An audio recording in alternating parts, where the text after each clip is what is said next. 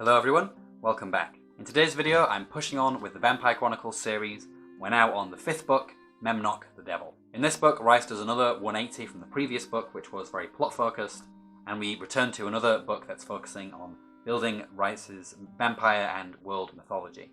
I will say right off the bat here that while I did really enjoy the mythology and I appreciated how learned it was, especially in terms of how it's taking inspiration from scripture, I did think that the balance in this one between world building and plot was a bit off, so I did enjoy the book, but it wasn't a standout for me so far. Part 1. Summary. Memnoch the Devil is once again told from the perspective of Lestat, not too long since the events of the tale of the body thief. At the opening of the novel, Lestat is in pursuit of his latest victim, a ruthless but romantic mobster named Roger, and he is fascinated by Roger's daughter, Dora, a devout and popular televangelist. After Lestat murders Roger, Roger's ghost returns to Lestat and pleads with him to watch over his daughter. At the same time, Lat has become paranoid that he is being stalked by an unknown force. Eventually, this force makes himself known to Lestat. The creature calls himself Memnoch the Devil. The remaining narrative concerns the story of Memnoch told from his perspective, as the devil tries to persuade Lestat to join him in becoming the adversary of God. Part 2. Theological Mythology. So one thing that strikes me with this book, and reflecting on how the series has changed from Interview the Vampire to this book, is how much Rice's overall mythology has actually changed. You go back to the Interview with the Vampire, and all the Christian iconography that's usually associated with vampires is gone. There's no crucifixes, there's no holy water. When Louis tries to find out about God, people just tell him, it's nothing, there is nothing, we will just go on forever.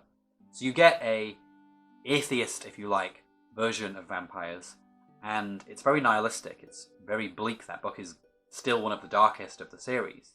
But by the time we get to Memnoch the Devil, we end up with a narrative which is rich with Christian iconography, and I just find that fascinating that Rice has done that. That being said, it's not to say that she's retconning anything from earlier, it's just that the vampires are finding out new things about the world, and the way in which she weaves the Christian mythology into her narrative is done in such a very interesting way that you just have to give her credit for it. In preparation for this review, I actually looked at some interviews with Rice where she was talking about her inspiration for this book and why she decided to bring the devil and God into the Vampire Chronicles. And she said that what interested her with the devil Memnoch is the story of an angel falling. And she was wondering, why would an angel fall from grace if heaven is so wonderful? And why would this devil not learn and change over time as he's seeing the world change over time? And that is basically the inspiration of the novel. And the story that she creates around Memnoch to explain this is fascinating. Essentially, Memnoch is someone who is interested in knowledge. For Rice, the gods are kind of outside of reality, so they can't experience human suffering and things like that. And Memnoch becomes interested in human beings and wants to be part of them, to experience and see what it's like to live like that. And this creates a tension between him and God, which I won't get into too much because that would mean spoiling too many things. But that's roughly what the tension is about. And I think that's fascinating because it makes the devil more interesting than just, evil. He's just a curious angel that wanted to experience something, and then that's caused him to have a tension with God. I think at some point it might actually be worth doing a deeper dive into Rice's mythology or cosmology or whatever you want to call it, because I think the way in which she weaves these religious stories into her narrative without just making her world building Christian, without just saying God exists as he exists in the Bible and vampires are going to go to hell, she doesn't do that. She does bring in the stories, but she does it in a fresh and interesting way that has a very different message from Christianity. So it's not preachy even if it's there, which is wonderful and also very interesting. The most interesting part for me is when she weaves in the crucifixion and Jesus' life into the story, without necessarily validating the Christian religion, because the God in Rice's world is certainly not the Christian God, even if he does, at one point, incarnate himself in human form. So for me that's really interesting. I really like it when I read a work of fantasy, whether it's more on the horror side or more in the broader fantasy category, where writers weave in old mythologies, whether that's religious, philosophical, cultural, they weave it in and they just do interesting things with these tales that have been going around for thousands of years. It just goes to show that there is just so much that can be done with these things, even though they're really old pieces of work.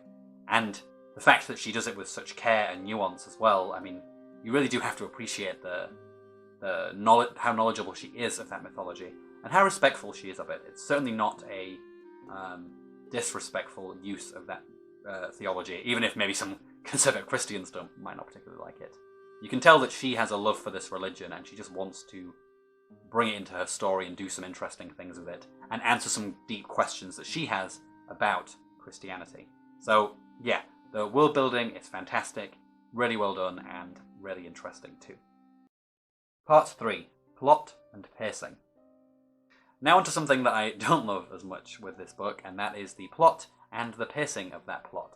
So the first third of the book or so deals with this thing with Lestat pursuing Roger and his daughter Dora, and it seems like that's going to be a big thing in the book. It seems like that's going to be, that's kind of where the main plot is.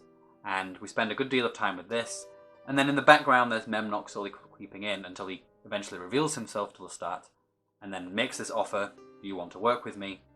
And Lestat is questioning this, and so in order to persuade him, Memnoch tells his story. And I like the story, I think it's great. However, it means that by the time you get to Memnoch telling his story, which then takes basically the rest of the book, there's only not much time really left dealing with the aftermath of this story. It's just jarring pacing-wise, because it is so different from what was going on before, and it just feels, as a reader, it just feels off pacing-wise, basically. It's almost like you have, a decently, Fran Rice, a decently paced story going, chugging along, and then there's just this massive aside, and then a very quick resolution at the end.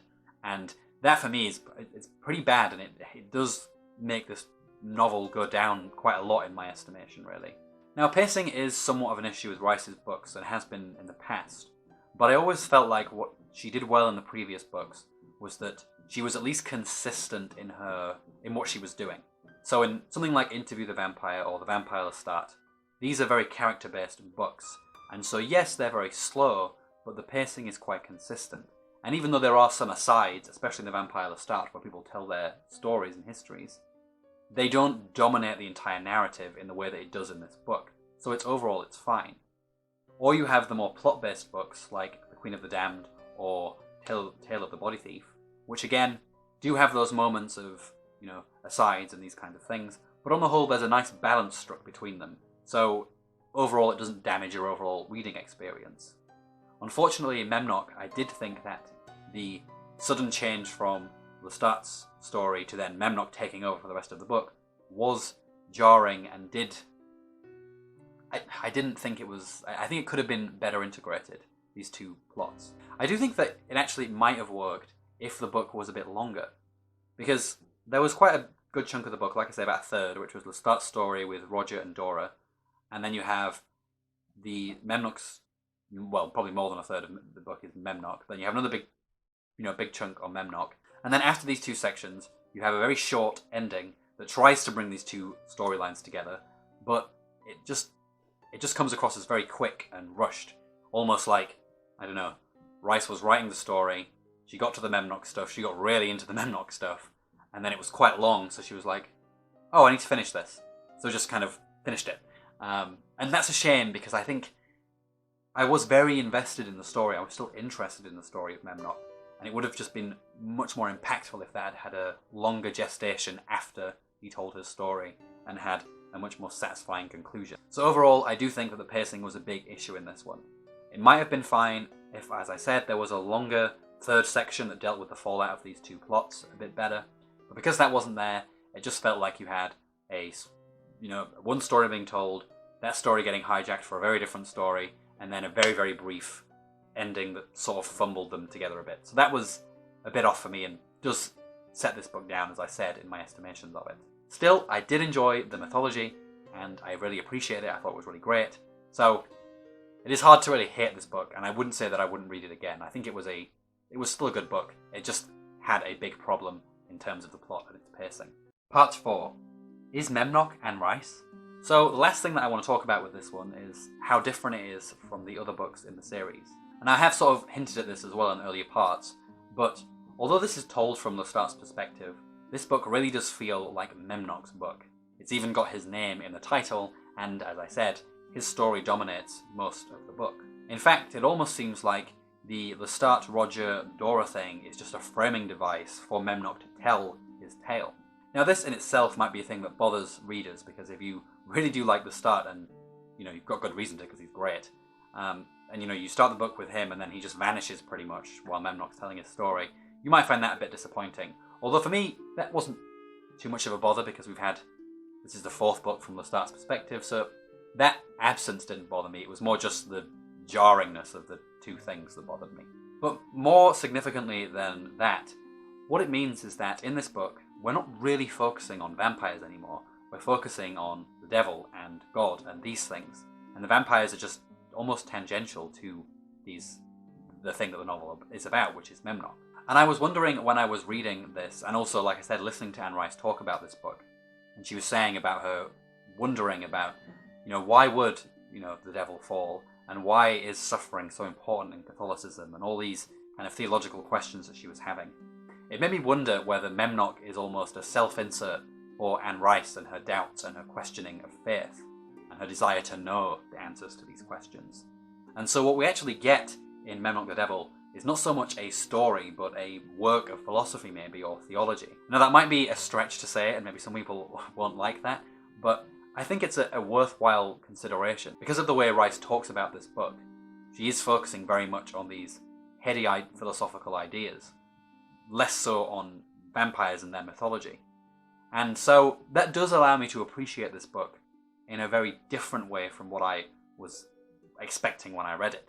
I think anyone that's interested in these kinds of questions will find this a very interesting book. However, again, this does create a tension, because it is a novel in a series that, is character-based. It's about vampires. So it does sort of feel very jarring to have this book. That being said, it is doing interesting things. So if you see it more as a philosophical novel rather than a straight novel, then I do think that might allow you to appreciate it a little bit more. This has actually made me very interested to read another series by Anne Rice, which she did, which was, I think it was planned to be 4 novels, but she only did 2 of them, and I don't think she's intending to do the other 2. But it is the series that she wrote about the life of Christ. And I don't know, I'm not a Christian, I'm an atheist, but I do find her relationship with her faith very interesting. And in this book, where she's exploring that relationship and using the Vampire Chronicles series to do that, I just find that very interesting. So I'd be very interested to see what those books on Christ that she wrote are like, because they are just, I think they're basically historical fiction. They're not supernatural, well, not sort of supernatural, because God and religion, but, they're meant to be historical accounts rather than, things about vampires and that kind of thing. So yeah, it's made me very interested in Rice's ideas about religion. And that for me is where the interest of this book lies. So as a reader, that's going to, I guess, dictate whether you'll like this one or not. If you're interested in these kinds of questions, you probably will enjoy Memnoch the Devil. If you're not interested in these things and you just want vampires in the start, then you may find this a tricky book. Because I do think that this book is Anne Rice creating Memnoch as a character to reflect her own doubts and questionings of her religion, her faith, and then having a discussion about that, rather than a straight Vampire Chronicles book. Part 5, conclusion.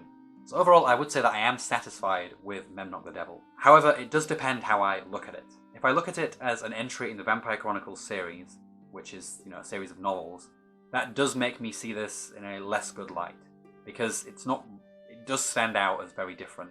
It's not really about vampires, it's about the devil, and the pacing of the book, as I've said, is a bit off. So looking at it from that perspective, I'd probably say it's one of the worst of the series. Although I have really enjoyed all of them, so worst just means good at this point. However, if I look at it from a philosophical, theological perspective, then it actually becomes one of the most interesting in the series, and probably competes with Interview the Vampire as one of the most interesting, because that book as well seems to be very much a meditation on nihilism and God, just in a much more nihilistic way than this one. So looking at it from that perspective, it is actually really good and very interesting. But I do think that while it's interesting, the philosophical ramblingness of it does detract from the plot and the story, and it is a novel. So these two things are kind of off balance with each other. So overall, it's a good book, but it does lack in basic storytelling structure and things like that for me. Okay, that's it for today's video. If you enjoyed this, don't forget to like and subscribe to my channel. I post new videos every Monday at 4 PM. Take care everyone, and I'll see you all next time.